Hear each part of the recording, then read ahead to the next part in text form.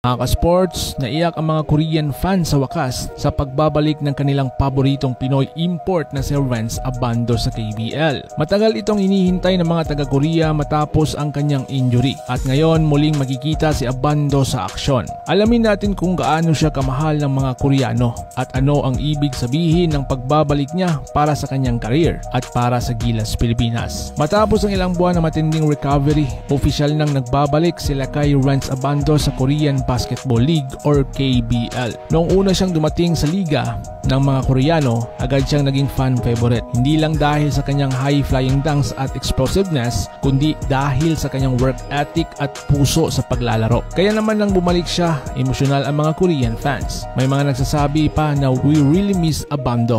At finally, the highlight king is back. Kung tutusin, bihira lang mangyari sa isang foreign player ang ganito kahalaga sa puso ng mga Koreano. Pero si Abando, iba ang dating. Nakita nila ang kanyang hirap at sakripisyo lalo na nung ma-injury siya at halos mawala sa eksena. Kaya't ngayong siya ay nagbalik, parang bumalik din ng energy at excitement sa KBL. Para bang anak na rin nila ang turing kay Lakay. Para kay Abando, malaking hakbang ito para muling ipakita ang kanyang laro at maibalik ang kanyang kumpiyansa. Muling pagkakataon para makuha ang spotlight at ipakita